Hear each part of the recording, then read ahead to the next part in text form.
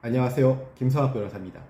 저는 대한변호사협회 공식인증 제주형사전문변호사이자 제주지방법원 재판부별 국선변호사, 제주지방법원 논스톱 국선변호사를 역임하면서 수많은 형사사건의 변론을 성공적으로 수행해왔으며 현재 다수의 형사사건을 수임하여 변론하고 있습니다.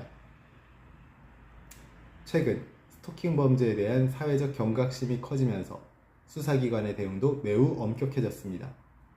예전에는 단순한 연락이나 감정 표현으로 여겨졌던 행동들이 지금은 스토킹 처벌법에 따라 형사처벌 대상이 되는 경우가 많습니다. 실제로 스토킹 혐의만으로도 구속수사가 이루어지는 사례가 늘고 있어 초기 대응이 매우 중요합니다. 오늘은 제주 스토킹 변호사의 시각에서 스토킹 혐의의 구속 가능성과 선처를 받기 위한 구체적인 대응 방안에 대해서 설명드리겠습니다. 스토킹 처벌법은 2021년 제정된 비교적 새로운 법률로 단순한 괴롭힘이나 집착을 넘어 상대방의 의사에 반하여 지속적, 반복적으로 접근하거나 연락하여 불안감이나 공포심을 유발하는 행위를 금지하고 있습니다. 구체적으로는 다음과 같은 행위가 모두 스토킹 행위로 간주될 수 있습니다.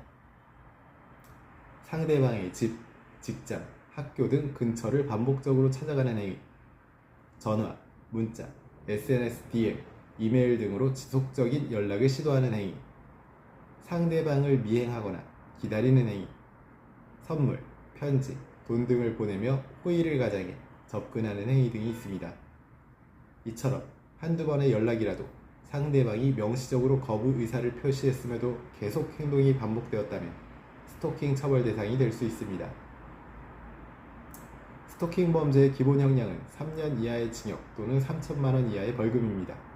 그러나 만약 흉기 등을 이용하거나 피해자에게 위해를 가한 경우에는 5년 이하의 징역 또는 5천만 원 이하의 벌금에 처해질 수 있습니다. 특히 수사 단계에서 구속이 이루어질 수 있는 기준은 다음과 같습니다. 범행이 반복적이거나 지속적일 때, 피해자에 대한 보복 또는 위해 가능성이 있을 때, 피해자가 강하게 처벌을 원하거나 신변보호 조치를 요청한 경우, 피의자가 증거를 인멸하거나 도주할 우려가 있을 때 등이 있습니다. 이러한 사정이 있으면 경찰 단계에서도 구속영장 청구가 이루어질 수 있기 때문에 주의가 필요합니다. 실제로 최근 제주 지역에서도 반복적인 연락과 접근 시도만으로도 구속된 사례가 존재하기 때문에 나는 단순히 마음을 표현했을 뿐이다라는 변명은 통하지 않습니다. 스토킹 사건은 초기 진술과 태도가 수사 방향에 굉장히 큰 영향을 미치게 됩니다.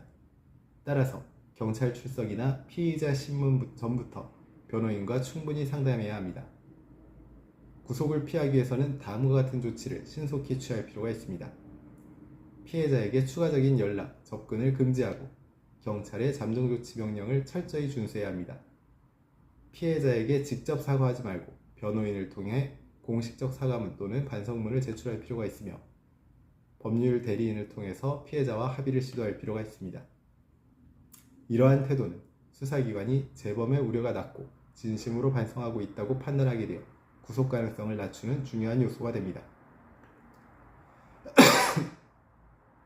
스토킹 혐의는 피해자의 불안감과 공포심을 야기한 행위이기 때문에 법원은 피해자의 처벌 의사를 매우 중요하게 봅니다.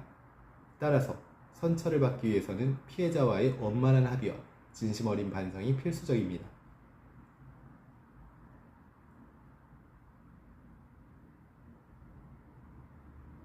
현재 스토킹 혐의로 조사를 받거나 경찰로부터 출석을 요구받으셨다면 언제든지 제주 형사전문변호사 김성학 법률사무소를 찾아주시면 신속, 정확한 해법을 제시해드리겠습니다.